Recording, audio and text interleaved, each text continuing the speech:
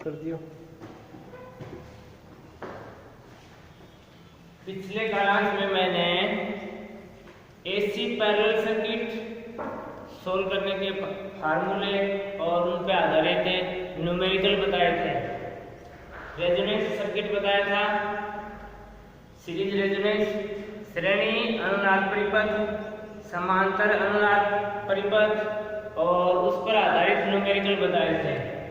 अब अपना AC circuit का जो चैप्टर है वो कंप्लीट हो गया।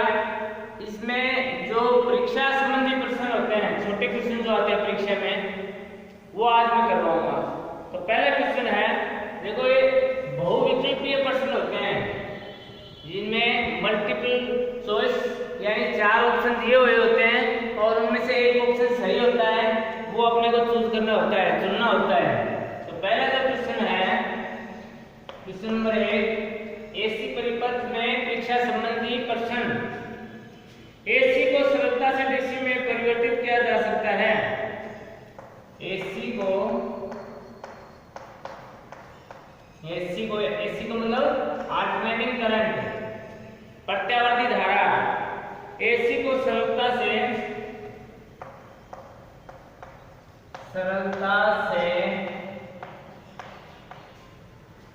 डीसी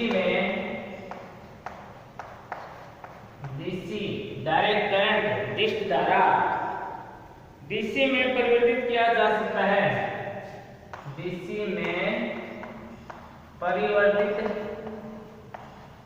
परिवर्तित यानी बदलना, परिवर्तित का मतलब है बदलना, परिवर्तित किया जा सकता है।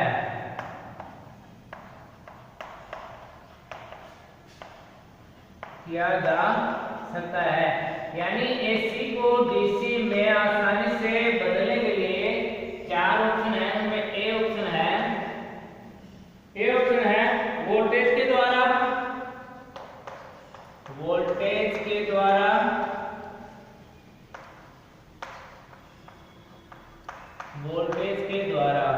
बी ऑप्शन है ट्रांजिस्टर के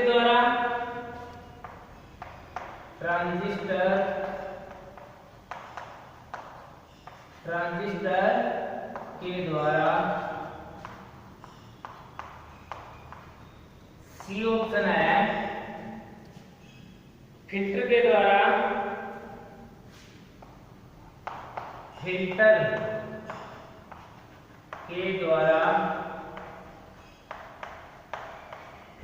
द्वारा, और डी ऑप्शन है डिस्टकारी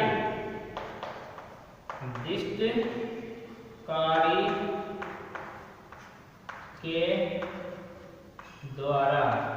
तो देखो, एसी को डीसी में परिवर्तित करने के लिए अपन क्या करेंगे, डायोड काम में लेते हैं। क्या लेते हैं? डायोड काम में लेते हैं। जब डायोड लगा देते हैं तो वो किसमें बदल देता है? डीसी में। डायोड जो होता है वो लगाने से तो इसका जो आंसर आएगा वो आएगा डी, डिस्टकारी के द्वारा हम एसी को डीसी में आसानी से परिवर्तित कर सकते हैं। तो आंसर क्या है अपना? आंसर है डी, डिस्टकारी के द्वारा।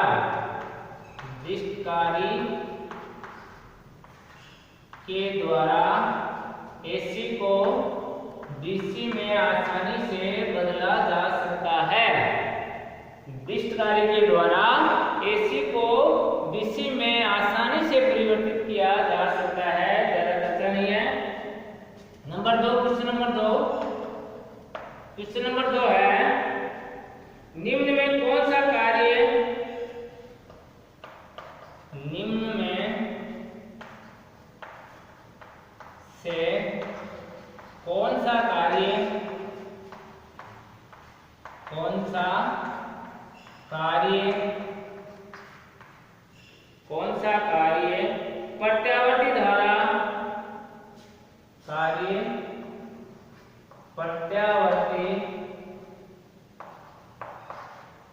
प्रत्यावर्ती धारा धारा द्वारा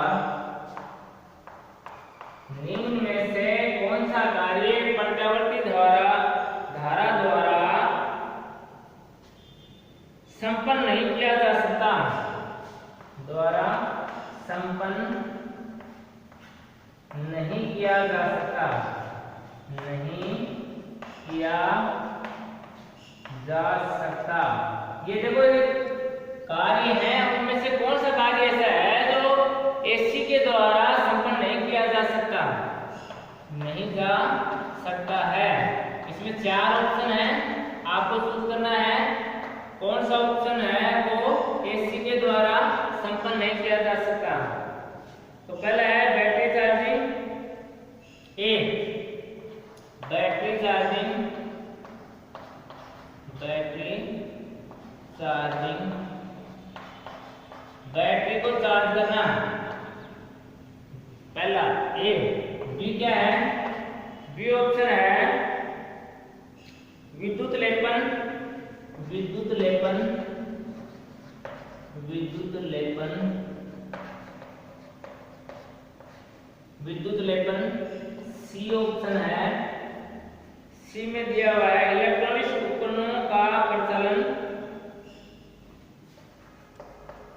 इलेक्ट्रॉनिक्स, इलेक्ट्रॉनिक्स उपकरणों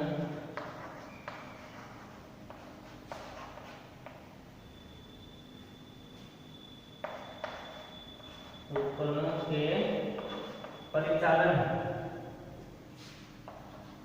परिचालन। और डी ऑप्शन है उपरोक्त,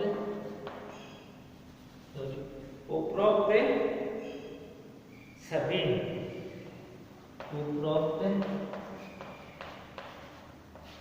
सभी। अब देखो इनमें से कौन सा कार्य ऐसा है जो एसी द्वारा संपन्न नहीं किया जा सकता। तो देखो बैटरी चार्जिंग एसी के द्वारा नहीं की जा सकती, डीसी से करते हैं अपन। विद्युत लेपन जो कलाई जो चढ़ाते हैं अपन, पर्च जो चढ़ाते हैं, जैसे किसी के ऊपर सोने के ऊपर चढ़ा देते हैं, चांदी के ऊपर चढ़ा देते हैं, तांबे के ऊपर चढ़ा देते हैं, तो उसको बोलते हैं विद्युत लेपन, विद्युत अपघटन के द्वारा।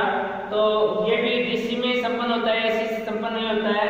और इलेक्ट्रॉनिक जो उपकरण होते हैं वो भी डीसी पर काम करते हैं, एसी पर काम नहीं करते हैं। इसलिए इनमें से कोई भी काम ऐसा नहीं है जो एसी के द्वारा संपन्न, एसी के द्वारा संपन्न नहीं किया जा सकता। तो देखो इसमें कोई भी काम ऐसा नहीं है जो प्रत्यावर्ती द्वारा संपन्न किया जा सके। निम्न में से कौन सा कार्य प्रत्यावर्ती द्वारा संपन्न नहीं किया जा सकता है। तो कोई सा भी कार्य संपन्न नहीं किया जा सकता है इसमें। तो उपरोक्त सभी कोई सा कार्य संपन्न नहीं किया जा सकता। आंसर क्या आएगा, डी। आंसर क्या है, डी। इन तीनों में बैटरी चार्जिंग में डीसी चाहिए, विद्युत लेपन में डीसी सप्लाई चाहिए और इलेक्ट्रॉनिक उपकरणों में भी डीसी सप्लाई चाहिए। इसलिए कोई भी कार्य है वो एसी के द्वारा संपन्न नहीं किया जा सकता। क्वेश्चन नंबर 3, क्वेश्चन नंबर 3 है, देखो बैटरी चार्जिंग भी अपन डीसी से करते हैं, विद्युत लेपन भी अपन डीसी से करते हैं, ठीक है। और आर्क लाइट जो होते हैं वो भी डीसी पे काम करते हैं। सिनेमा प्रोजेक्टों में भी डीसी का प्रयोग किया जाता है। तो कुछ स्थान ऐसे होते हैं जहाँ डीसी बहुत जरूरी होती है, एसी से काम नहीं होता है, वो मैंने बता दिए हैं। विद्युत लेपन है, बैटरी चार्जिंग है, ठीक है। अगला क्वेश्चन है क्वेश्चन नंबर 3। क्वेश्चन नंबर 3 में दिया हुआ है भारत में सिंगल फेज वाली घरेलू एसी आपूर्ति, भारत देश में भारत में सिंगल फेज वाली, सिंगल फेज का मतलब एकल कला, फेज यानी कला, सिंगल का मतलब है एकल। भारत में सिंगल फेज वाली घरेलू आपूर्ति वाली, घरेलू आपूर्ति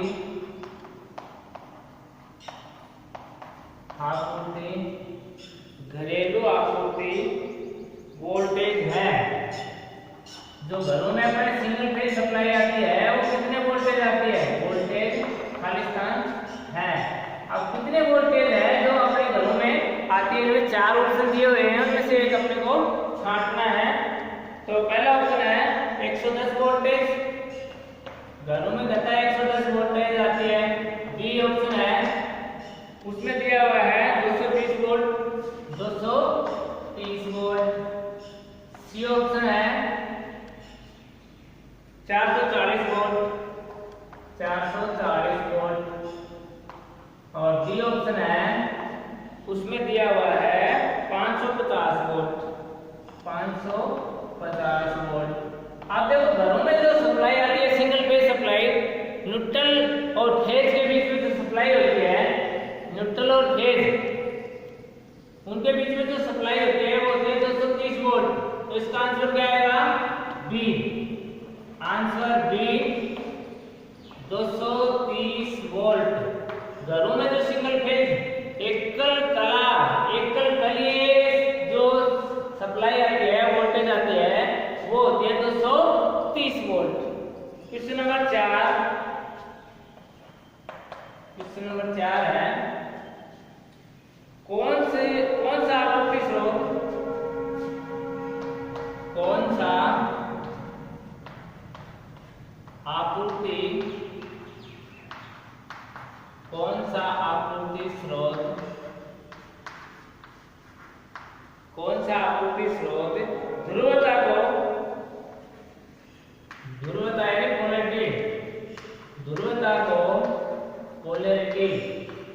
कौन सा आपूर्ति स्रोत ध्रुवता को अचर रूप से बदलता है, ध्रुवता को अचर रूप से बदलता है। 4 ऑप्शन दिए हुए हैं, उनमें से आपको छांटना है। कौन सा आपूर्ति स्रोत है जो पोलैरिटी को बदलता है, ध्रुवता को बदलता है? तो पहला है डीसी आपूर्ति। ए ऑप्शन क्या है, डीसी डायरेक्ट करंट, डिश धारा, डीसी आपूर्ति। पहला क्या है, डीसी आपूर्ति। बी में क्या है, बी ऑप्शन है एसी आपूर्ति, एसी आपूर्ति। ठीक है, एसी आपूर्ति। और सी ऑप्शन है, उसमें दिया हुआ है डायनामो,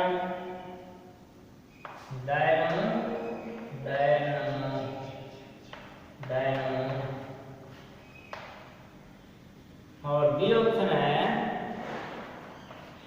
बी ऑप्शन में दिया हुआ है बैटरी। तो देखो अचर रूप से, तो देखो एसी है, एसी जो आपूर्ति होती है उसकी ध्रुवता अचर रूप से बदलती है। तो कौन सा आपूर्ति स्रोत है, आपूर्ति जो सप्लाई स्रोत है जो ध्रुवता पोलैरिटी को अचर रूप से बदलता है? तो उसमें आंसर आएगा बी, एसी आपूर्ति।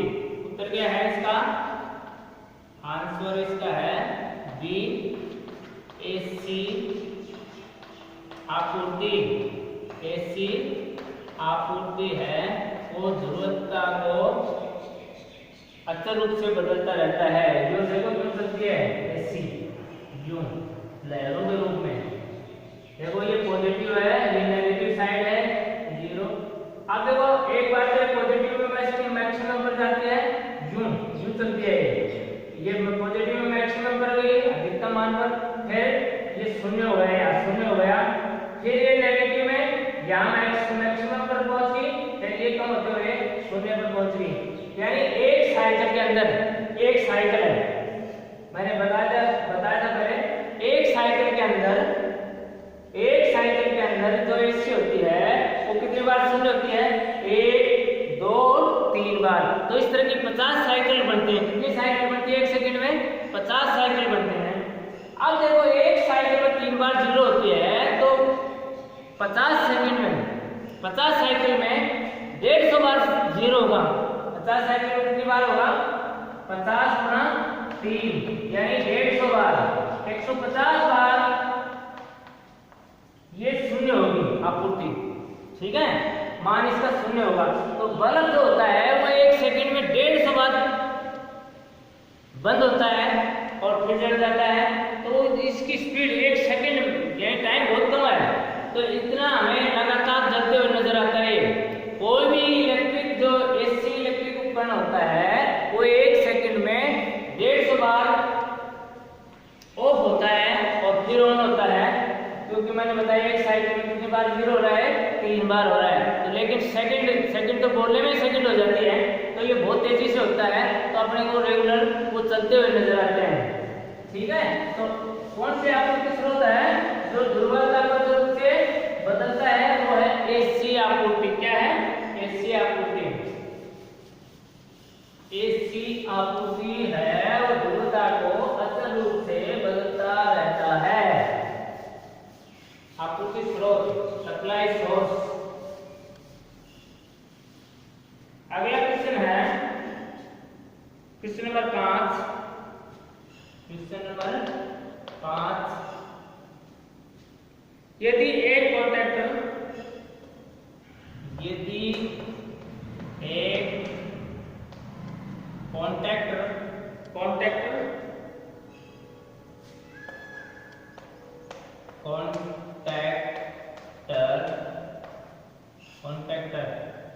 यदि एक कॉन्टैक्टर 220 वोल्ट डीसी के लिए 220 वोल्ट डीसी के लिए यदि एक कॉन्टैक्टर जो होते हैं, जैसे स्टार्टर वगैरह में होते हैं ना, कॉन्टैक्टर होते हैं जो आपस में सप्लाई को जोड़ते हैं। तो एक कॉन्टैक्टर 220 वोल्ट डीसी के लिए अधिकल्पित है, डीसी के लिए अधिकल्पित है, अधिकल्पित है, डीसी के लिए अधिकल्पित है, अभिकल्पित है, और उसे 220 वोल्ट और उसे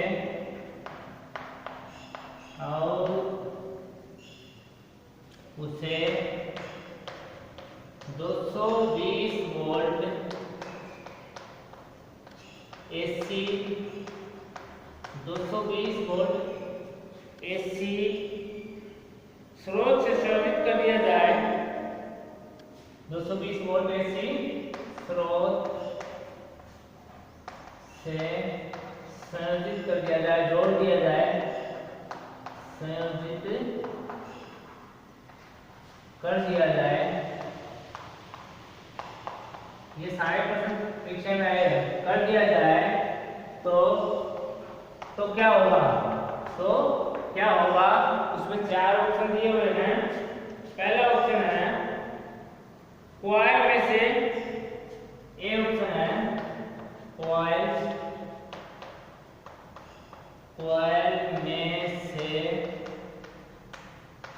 कॉइल में से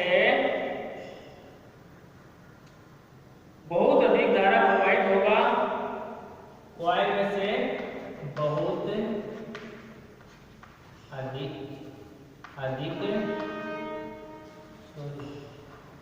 बहुत अधिक धारा प्रवाहित होगा और कॉइल को नष्ट कर देगा और वह नष्ट हो जाएगी, और वह नष्ट हो जाएगी, कॉइल नष्ट हो जाएगी। पहला ऑप्शन क्या है? कॉइल में से बहुत ज्यादा करंट फ्लो होगी, बहुत ज्यादा करंट बहेगी और वह कॉइल को नष्ट कर देगी। बी ऑप्शन है, बी ऑप्शन में दिया हुआ है कॉइल में से कम धारा प्रवाहित होगा और कॉन्टैक्टर का कार्य नहीं होगा। कॉइल में से कम धारा प्रवाहित, कॉइल में से कम धारा प्रवाहित होगा और कॉन्टैक्टर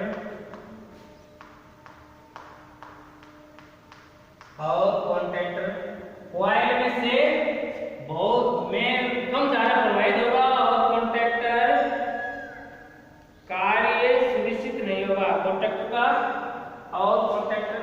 कार्य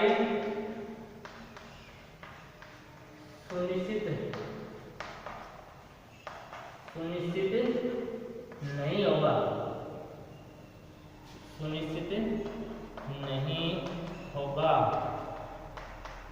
सी ऑप्शन है। सी ऑप्शन में बताया इसने कॉइल वही धारा लेगी,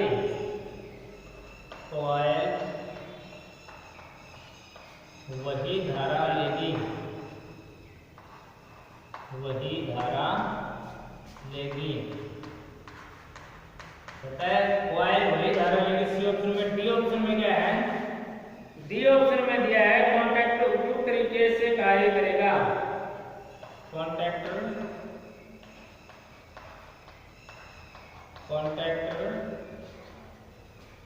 उपयुक्त तरीके से कार्य करेगा।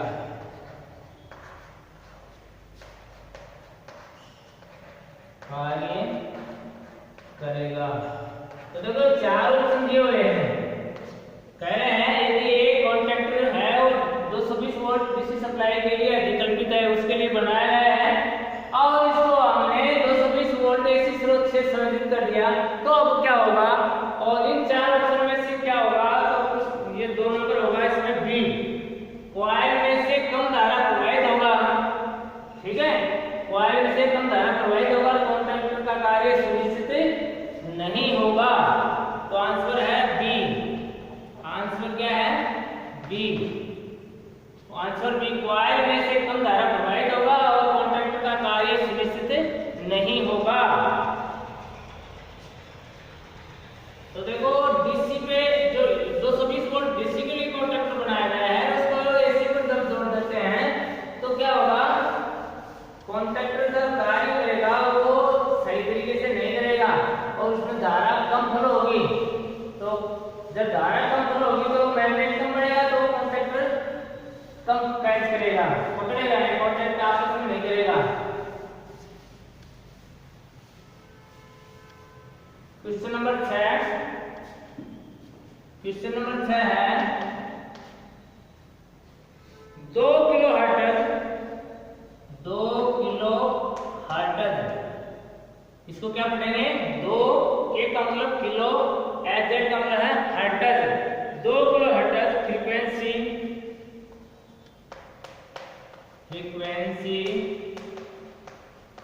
2 किलो हर्ट्ज फ्रीक्वेंसी का आवधिक काल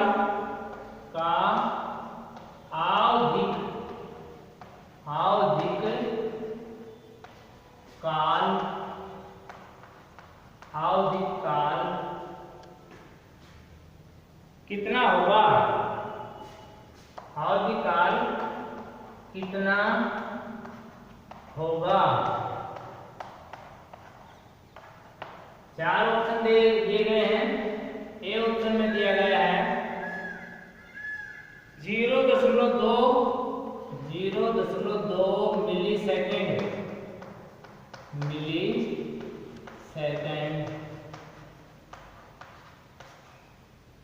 बी ऑप्शन में दिया गया है 0.5 मिली सेकेंड।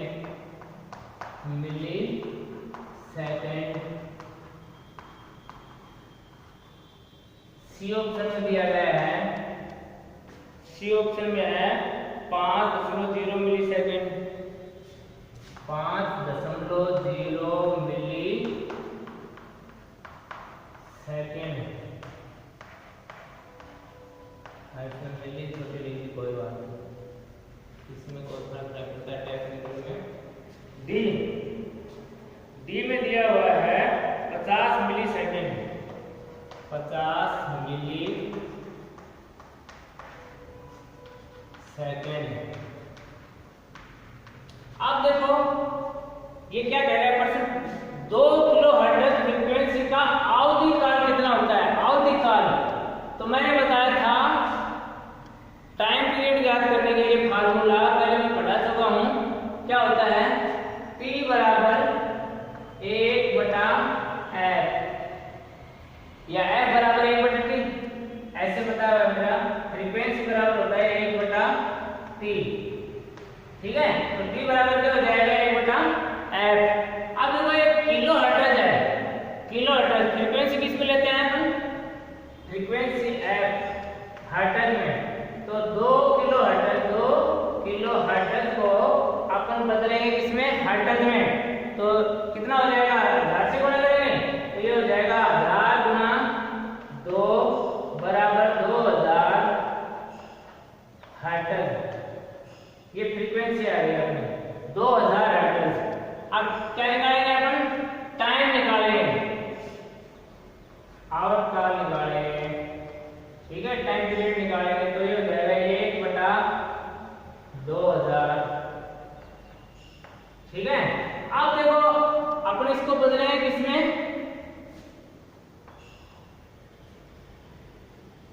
ये आएगा सेकंड में, किसमें आएगा, सेकंड में। अपन को इसको इसमें आंसर दिया हुआ है मिली सेकंड में, किसमें दिया हुआ है, मिली सेकंड में दिया हुआ है, कितने किसमें दिया हुआ है, मिली सेकंड में। तो जो ये आएगा उसमें 1000 का भाग लगेगा, सेकंड आएगी उसमें 1000 का भाग लग जाएगा। तो ये इसको सोल्व करते हैं कितना आ जाएगा, ये हो जाएगा अपना, देखो एक में ऐसे भाग दे लेना, ऐसे 2000 का नहीं देना आता है तो मैं देख के दिखा देता हूँ। दशमलव लगाया, फिर शून्य लगाया, या शून्य लगाया, ठीक है, दशमलव लगते ही शून्य लगाया, फिर शून्य लगाया, फिर शून्य हो गया, फिर शून्य आ गया, ठीक है, फिर शून्य और 2 5 का आ गया, ये हो गया 10,000, ठीक है। तो ये आ गया टाइम सेकंड, ये आ गया 0.0005 सेकंड, ये आ गया सेकंड में। अब इसको मिली सेकंड में बदलेंगे तो 1000 का भाग लगेगा, क्या डायरेक्ट ये भी दे सकते हैं 1000 का भाग, ये हो जाएगा 0.0005/1000, ठीक है।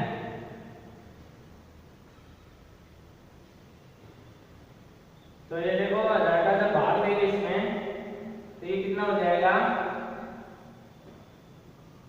सॉरी मिली सेकंड में गुणा करेंगे, सॉरी भाग नहीं है, गुणा करेंगे, 1000 से गुणा करेंगे क्योंकि सेकंड में ना ये दशमलव डायरेक्ट 1 2 3 4 3 में से 3 मिली कट गई, एक आगे दशमलव जाएगा, कितना जाएगा, 0.05 मिली सेकंड। सेकंड को मिली सेकंड में बदलेंगे तो 1000 से गुणा करेंगे, यहाँ से भी कर सकते हैं अपन, यहाँ डायरेक्ट कर सकते हैं, T बराबर डायरेक्ट हो जाएगा 1/2000 आई थी अपनी फ्रीक्वेंसी हर्ट्ज में, और इसको सेकंड मिली सेकंड में बदलेंगे तो 1000 से गुणा कर देंगे डायरेक्ट, ठीक है। 2 बिंदु से 3 बिंदु से 3 बिंदु कट गई, 2 का भाग दे दिया इसमें, डायरेक्ट शॉर्टकट ये हो जाएगा 0.5, कितना हो जाएगा 0.5। तो इसमें देखो 0.5 कौन सा है, ये बी, तो आंसर क्या आएगा, आंसर आएगा बी 0.5 मिली सेकेंड। समझ में आ गया, मैं दोबारा बताता हूँ इस क्वेश्चन को, परीक्षा में आता है, बहुत बार आया है। 2 किलो हर्ट्ज फ्रीक्वेंसी का अवधि काल कितना हुआ, तो सूत्र है T बराबर 1/f। T टाइम, T क्या है, टाइम, और F क्या है, फ्रीक्वेंसी, F क्या है, फ्रीक्वेंसी। अब ये फ्रीक्वेंसी किस में दी गई है, किलो हर्ट्ज में दी गई है, और उसमें मैंने बताया था फ्रीक्वेंसी किस में लेनी है अपने को, हर्ट्ज में। तो किलो हर्ट्ज को हर्ट्ज में बदलेंगे तो 1 किलो में 1000 हर्ट्ज होते हैं, तो 2 किलो में 2000 हो जाएंगे, 2000 हर्ट्ज हो गए। अब देखो मैं ये देखो ये सेकंड में हो गया, ये किस में आ गया, सेकंड में आ गया 1/2000। अब इसको अपन डायरेक्ट अपन करें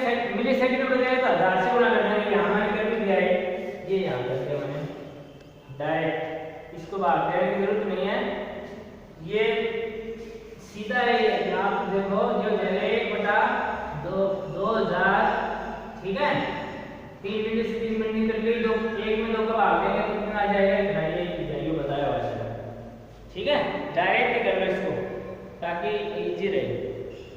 तो ये कितना आ गया, मैंने बताया है 1 सेकंड को मिली सेकंड में बदलेंगे तो 1000 से गुणा करेंगे, कितने से गुणा करेंगे, सेकंड को मिली सेकंड में बदलेंगे तो 1000 से गुणा कर देंगे, ठीक है, और किलो हर्ट्ज को हर्ट्ज में बदलेंगे तो कितने से गुणा करेंगे, 1000 से, ठीक है, तो किलो हर्ट्ज को हर्ट्ज में बदलेंगे क्योंकि 2 किलो हर्ट्ज है तो कितना हो जाएगा 2000 हर्ट्ज, और सूत्र क्या होता है, T बराबर 1/f, ठीक है, उससे अपन क्या निकाल लेंगे, टाइम निकाल लेंगे। क्वेश्चन नंबर 7 में क्या है, चित्र में दर्शाए गए तरंग की फ्रीक्वेंसी क्या है, एक चित्र बनाया हुआ है, साइनसॉइडल वेव, ये तरंग वेव है, ठीक है, और इस तरंग वेव में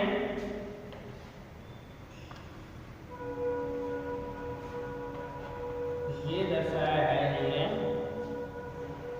0.1 सेकेंड, 0.1 सेकेंड, एक साइकिल पूरा होने में समय कितना दिया है, 0.1 सेकेंड दर्शाया गया है।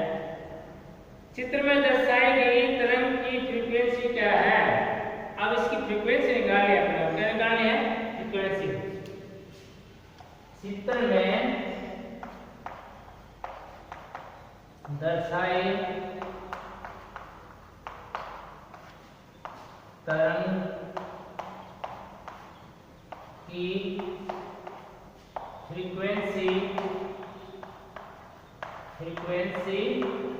क्या है, आवर्ती क्या है, ठीक है, फ्रीक्वेंसी यानी आवर्ती क्या है, फ्रीक्वेंसी निकालनी है अपने को, क्या निकालना है, फ्रीक्वेंसी। तो मैंने सूत्र अभी थोड़ी देर पहले बताया था, F बराबर क्या होता है, 1/T, फ्रीक्वेंसी बराबर क्या होता है, 1/T, ठीक है, फ्रीक्वेंसी बराबर क्या होता है, 1/T। तो देखो 1 टाइम कितना दिया है इसमें, एक साइकिल के अंदर 0.1 सेकेंड, ठीक है, अब पॉइंट यहाँ लगा और पॉइंट हटा देंगे तो ये कितना हो जाएगा 10, तो ये कितना हो जाएगा 10 हर्ट्ज। अब ऑप्शन देखो, इसमें मैं ऑप्शन लिखता हूँ, साथ में ऑप्शन ए ऑप्शन दिया हुआ है, ऑप्शन में लिखे 2 हर्ट्ज,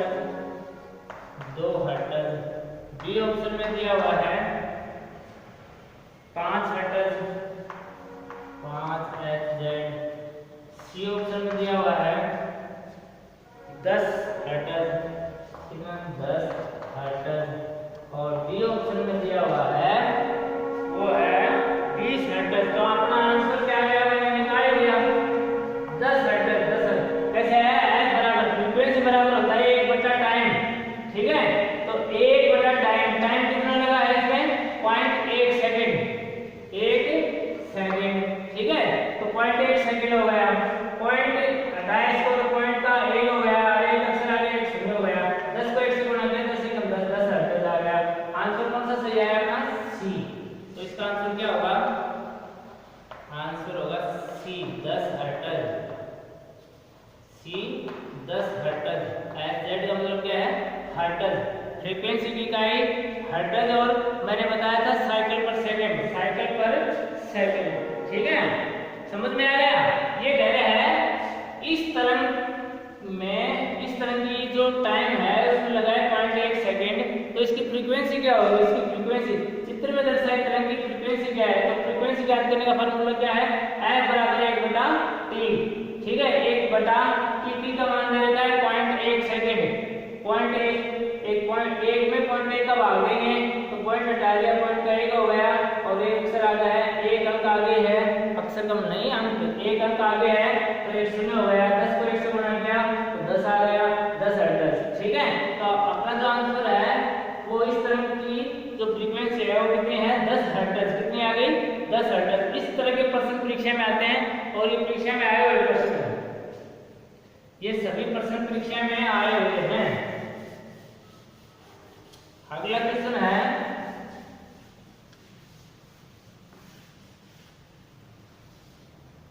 क्वेश्चन नंबर 8 नंबर है चित्र में दर्शाए तरंग का प्रभावी मान क्या होता है? RMS value. प्रभावी मान क्या है? तो मैं भी चित्र बना रहा हूं।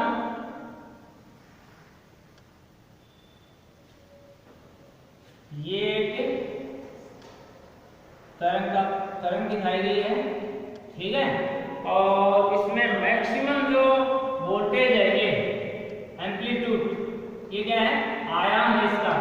तो ये अधिकतम जो वोल्टेज है इसकी ये दर्शाई गई है कितने, यहाँ से लेके यहाँ तक ये अधिकतम है। अधिकतम वोल्टेज है 537 वोल्ट।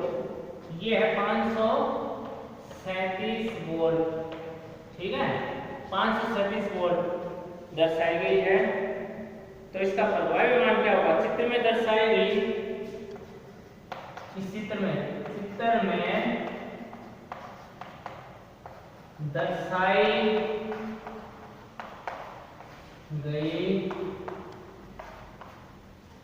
में दर्शाई गई तरंग का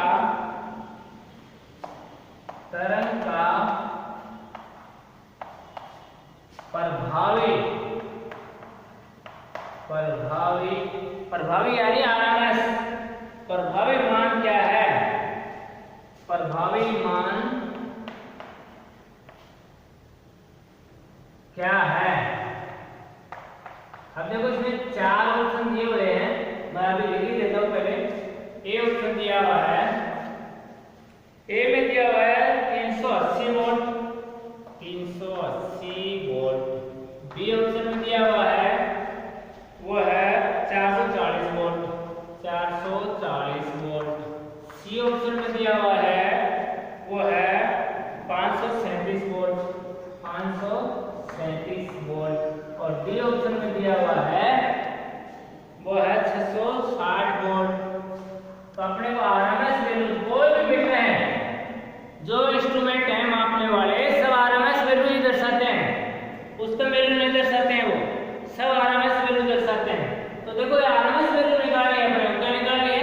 ये उच्चतम वैल्यू है, मैक्सिमम वैल्यू है, ठीक है। तो आरएमएस वैल्यू तो वोल्टेज की निकालनी है, तो ये मैंने फार्मूला बताया था VRMS बराबर V मैक्सिमम अधिकतम इंटू 0.707। अब देखो V मैक्सिमम अधिकतम मान कितना है? 537 वोल्ट इंटू इसको गुणा कितने से करेंगे? 0.707 से इसको गुणा करेंगे तो आरएमएस वैल्यू आ जाएगी, यानी प्रभावी मान आ जाएगा। आरएमएस वैल्यू को प्रभावी मान कहते हैं। तो इसको गुणा कर लेंगे 537 को 0.73 नहीं सॉरी 707 से गुणा करेंगे तो ये कितना हो जाएगा? 7 49 4 21 और 4 25 को 500 से लगे 2 7 35 और 2 37, ठीक है, 0 0 0, ठीक है। ये हो जाएगा 49 5 7 3, अब जोड़ लेंगे 9 5 9 7 16 को 6 से लगे 1 और 8 है 9, ठीक है, और ये हो जाएगा 7 और ये इतना और कितने अंक? 3 पे 1 2 3 यहाँ इतनी वोल्टेज यानी 379.65 वोल्टेज आती है अपनी प्रभावी। इतने वोल्ट आता है। अभी किसके लगभग है? 380 के, इसके लगभग है इसके। तो अपना जो मान आएगा वो कितना आ गया? इसका मान आया 379.659 वोल्ट मैंने निकाल दिया। और ये किसके लगभग है? 380 के लगभग। तो आंसर क्या आएगा अपना?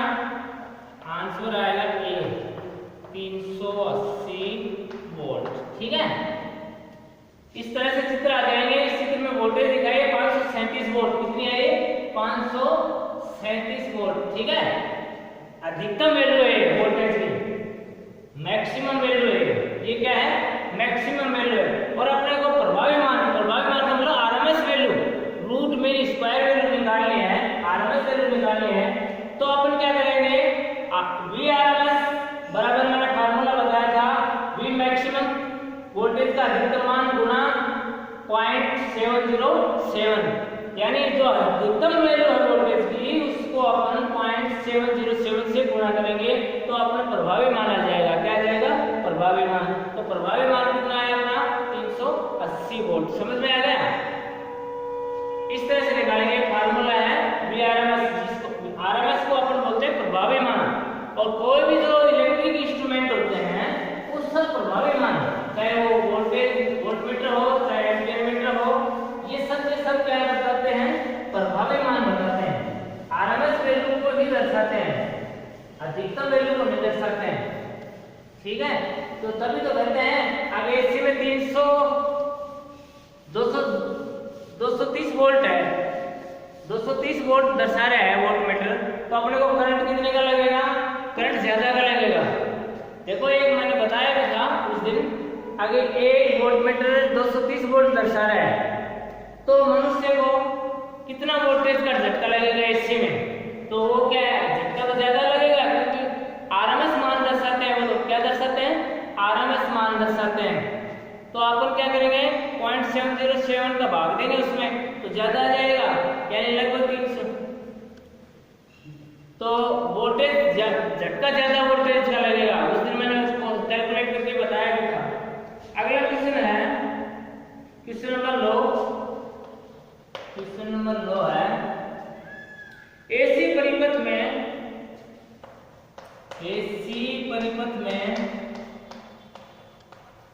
एसी में अल्टरनेटिंग करंट परिपथ में, एसी परिपथ में फॉर्म फैक्टर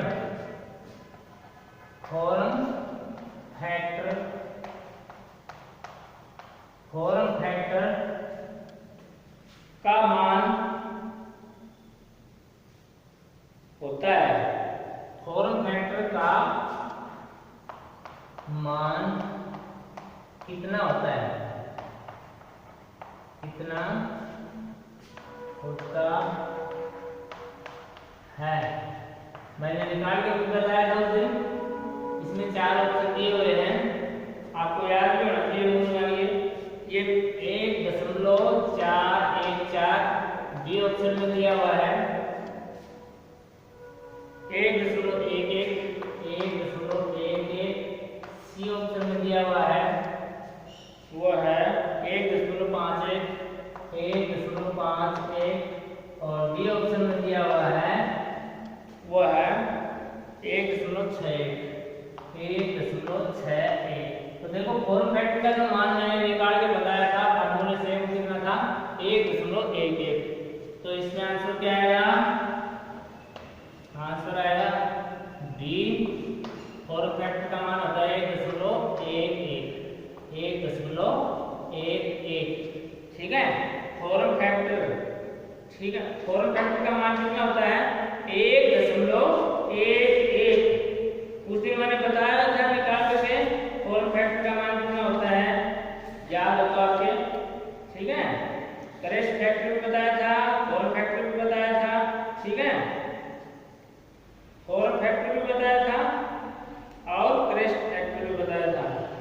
तो यानी प्रभावी मान और औसत मान का जो अनुपात होता है वो क्या कहलाता है? Form factor. तो देखो प्रभावी मान में थोड़ी देर पहले बताया था मैंने 0.707 और औसत मान है 0.637।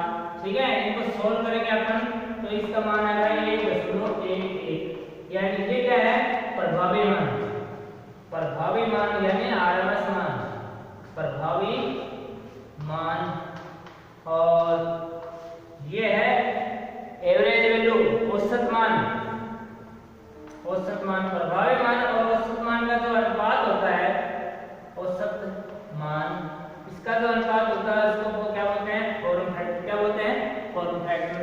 तो 0.707 में 0.63 का भाग जब देते हैं, पॉइंट करता है 3 में, यहाँ पॉइंट है 3 पे, यहाँ पॉइंट हट गया, इसका भाग इसमें देंगे तो इतना आएगा 1.11।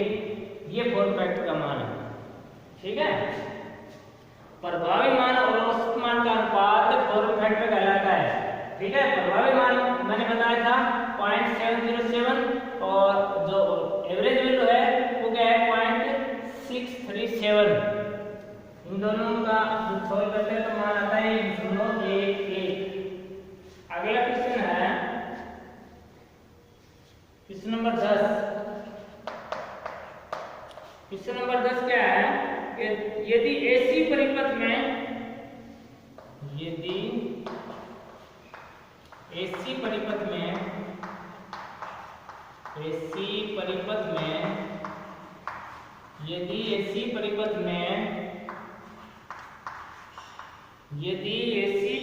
में वोल्टेज तथा धारा का फेज अंतर में वोल्टेज तथा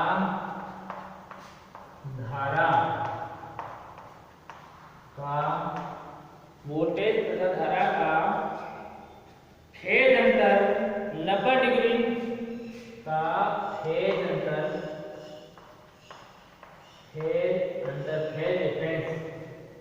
अंतर 90 डिग्री हो तो पावर होगी, शक्ति होगी, तो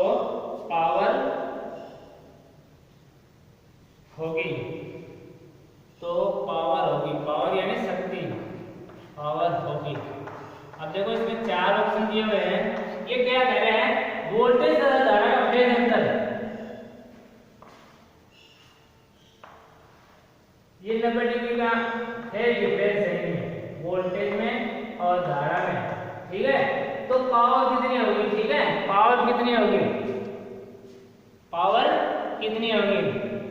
तो देखो cos 90 का मान कितना है 0, कितना होता है 0। तो पावर का जो फार्मूला होता है वो मैंने बताया था V × I × cos थीटा, ठीक है। वोल्टेज मान लो अपनी है 230 वोल्ट, करंट मान लो फ्लो हो गया 2 एम्पीयर और पावर फैक्टर 0 आ गया, यानी cos 90 का मान कितना होता है, 90 डिग्री लगाया अपन cos 90, तो cos 90 का मान 0 होता है। अब 0 से गुणा करेंगे तो पावर क्या आएगी 0।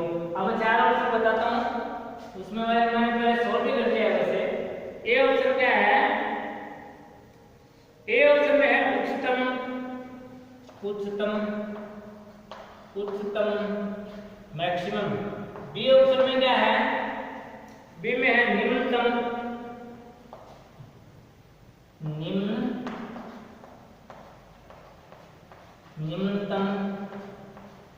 ठीक है, और सी में है नियत, सी में क्या है नियत, और डी ऑप्शन में क्या है शून्य, डी ऑप्शन में क्या है शून्य।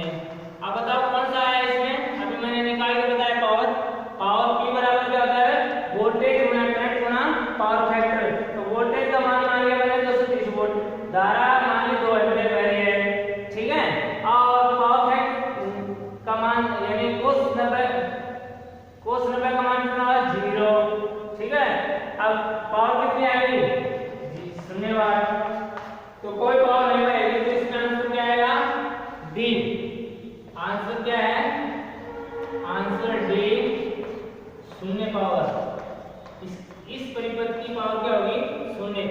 यदि एसी परिपथ में वोल्टेज तथा धारा का फेज अंतर 90 डिग्री हो, कितना डिग्री हो 90 डिग्री, 90 डिग्री का यदि इन दोनों के बीच में अंतर है तो जो पावर होगी वो क्या होगी 0 होगी। ये परीक्षा में बहुत सारा प्रश्न आया हुआ है, प्रश्न को समझो। एसी परिपथ में वोल्टेज तथा धारा का फेज अंतर, ठीक है, फेज डिफरेंस 90 डिग्री है, इन दोनों के बीच में एंगल कितने डिग्री का है 90 डिग्री का हो, तो यानी 90 हुआ, cos 90 का मान 0 होता है, और पावर का फार्मूला क्या होता है, पावर सिंगल फेज ज्ञात करने के लिए P बराबर होता है वोल्टेज गुणा करंट गुणा पावर फैक्टर, ठीक है। तो वोल्टेज मैंने मान लिया सिंगल फेज की 230 वोल्ट, करंट मान लिया मैंने 2 एम्पीयर, और cos 90 का मान कितना होता है 0। तो 0 से कोई संख्या को गुणा करेंगे तो 0 आएगा, तो पावर क्या आएगा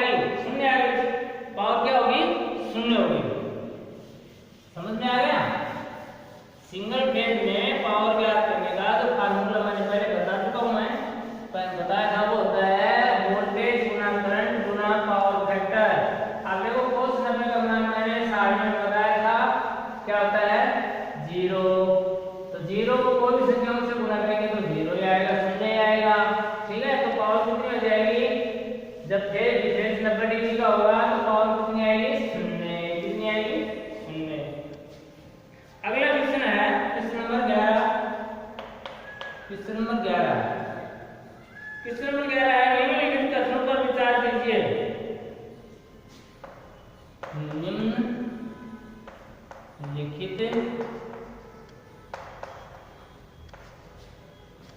निम्नलिखित कथनों पर विचार कीजिए। दो कथन दे रखे हैं, उन पर विचार करना है कौन सा सही है कौन सा गलत है। कथनों पर विचार कीजिए।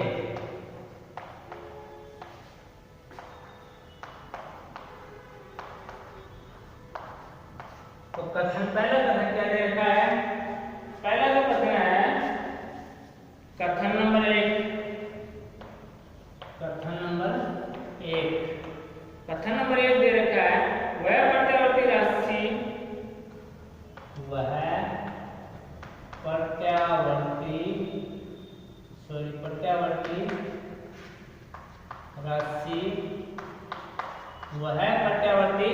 राशि जो दूसरी प्रत्यावर्ती राशि की अपेक्षा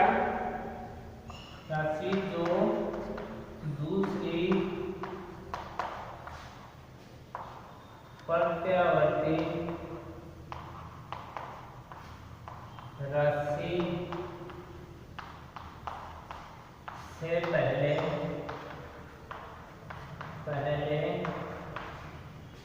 उच्चतम और निम्नतम मान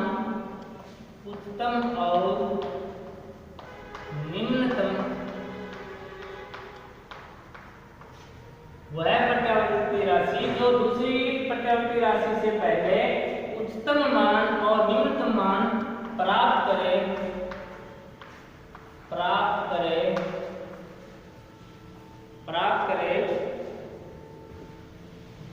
अग्रगामी राशि कहलाती है। उसे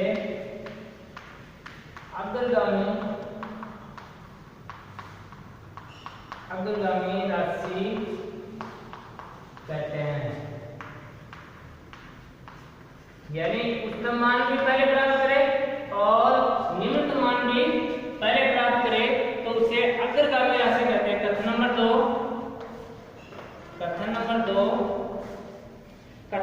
2 क्या है? वह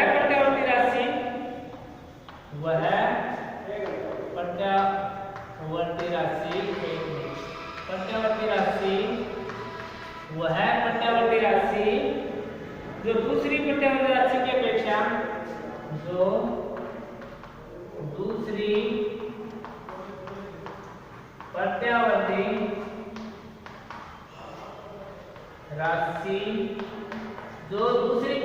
राशि की अपेक्षा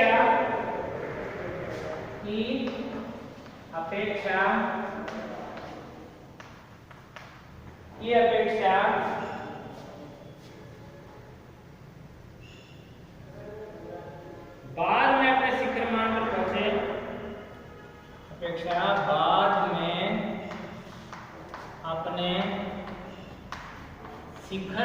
पहुंचे शिखर यानी उच्चतम मान, शिखर मान पर पहुंचे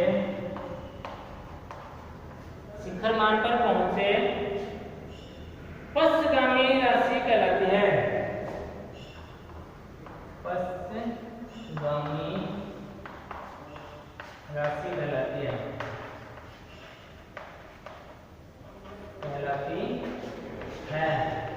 पश्चगामी राशि कहलाती है। तो देखो ये दोनों जो कथन दे रखे हैं ये दोनों ही सही है। कथन एक सही है, एक में क्या दे रखा है? कथन एक सही है। बी में दिया हुआ है कथन 2 सही है। कथन नंबर 2 सही है। कथन नंबर 2 सही है। ठीक है। सी में दिया हुआ है कथन 1 और 2 दोनों सही है। कथन 1 व 2 सही हैं, यानी दोनों सही हैं, ठीक है। और बी में दिया है कोई कथन सही नहीं है, कोई भी कथन सही नहीं है, कोई कथन सही नहीं है। तो देखो दोनों कथन सही हैं, कोई कथन सही नहीं है, सही नहीं है, ये डी में दिया हुआ है, ठीक है। तो देखो ये देखो पहला कथन भी सही है, दूसरा कथन भी सही है, तो कथन नंबर 1 और कथन नंबर 2 दोनों सही हैं, तो आंसर आएगा सी। आंसर क्या आएगा इसका? Answer C. कथन नंबर 1 भी सही है क्योंकि पहले उसके मान प्राप्त कर रहे हैं और पहले ही निम्न मान प्राप्त कर रहे हैं, तो वो अग्रगामी होगा। तो और ये इसमें पहली राशि और दूसरी राशि के बाद में उच्च मान प्राप्त करे तो वो पश्चगामी होगी। क्या होगी? पश्चगामी होगी, ठीक है। तो इस तरह से ये आपके शॉर्ट क्वेश्चन आंसर है।